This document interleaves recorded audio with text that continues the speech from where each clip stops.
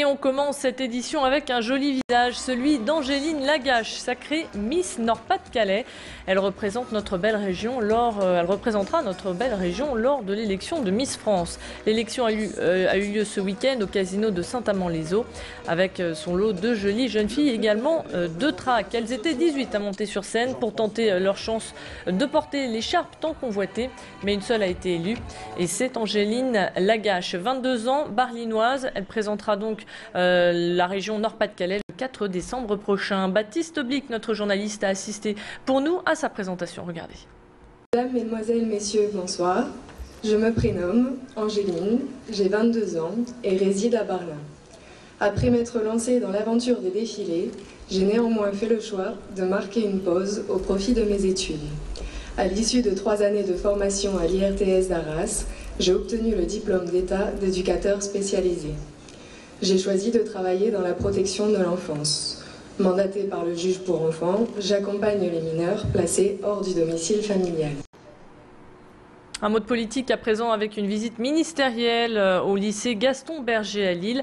Valérie Pécresse, la ministre de l'Enseignement supérieur et de la Recherche, y était ce matin pour aborder le thème de la rénovation des BTS. Elle a participé à 2 tables rondes sur l'organisation des enseignements en modules et sur le développement des passerelles vers les universités et les grandes écoles pour favoriser la poursuite d'études. La permanence de la police nationale fermée à Vambregie, Marquette-les-Lilles et Saint-André. Cette décision est tombée cet été et est donc appliquée. Ces communes avaient pourtant déjà été victimes d'une réorganisation en 2008. À Saint-André, par exemple, la délinquance n'a pas pour autant grimpé ni même diminué. En revanche, le maire juge cette situation regrettable. Selon lui, l'État se désengage une fois de plus dans ses responsabilités.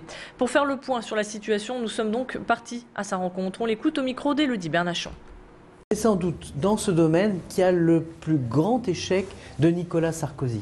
Il ne suffit pas de dire, comme il avait dit à Toulouse, la police de proximité n'a aucun sens, le rôle d'un policier n'est pas de jouer au football avec des jeunes, mais ici, les policiers de la police nationale, du bureau de police, ils ne jouaient pas au football, hein. Ils connaissaient la population, ils étaient en proximité avec la population, et on ne sait pas ce qui remplace cette police de proximité. Voilà. Ça veut dire qu'en clair, on est moins bien protégé ici à Saint-André par la police nationale qu'on l'était il y a une dizaine d'années.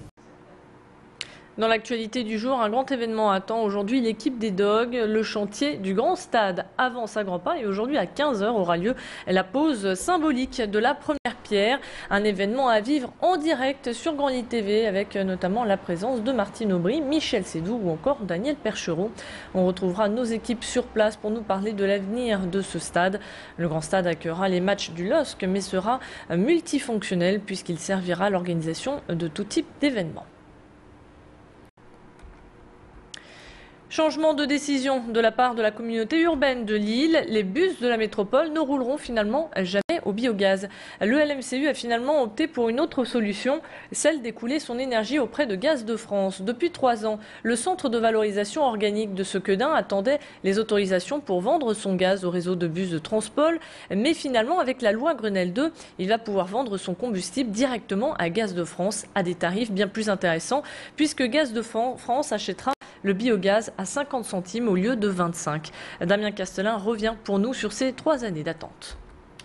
Autant de temps tout simplement parce que ce projet est innovant, performant et unique. C'est la première en France. Nous sommes les premiers en France à transporter notre biogaz sur le domaine public. Voilà pourquoi la législation n'existait pas et il a fallu la créer en collaboration avec les services de l'État et ça a pris malheureusement près de 3 ans. Alors, le LMCU espère ainsi obtenir 2 millions d'euros au lieu d'1 million avec Transpol. Vous étiez peut-être perché dans les arbres ce week-end à l'occasion du sport en famille à Villeneuve-d'Ascq. Certains se sont adonnés à quelques sensations fortes avec de l'acrobranche. Trouver son équilibre, ne pas avoir le vertige, s'élancer sur une tyrolienne.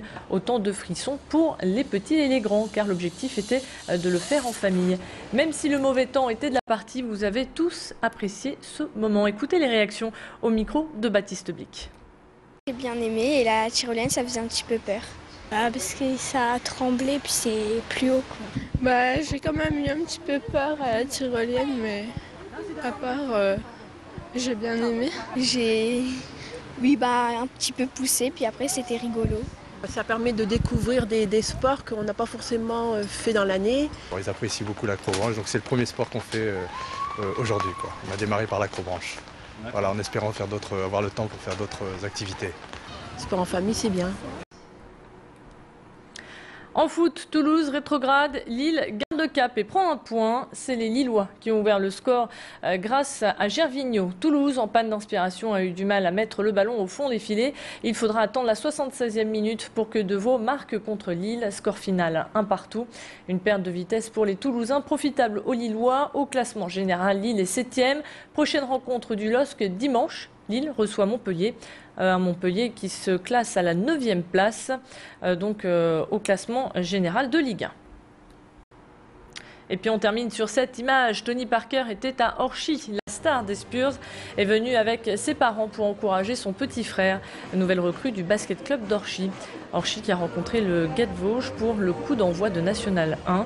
Tony Parker est resté discret mais visiblement un peu trop, car les fans ont été bien déçus de ne pas pouvoir l'approcher pour lui demander un autographe.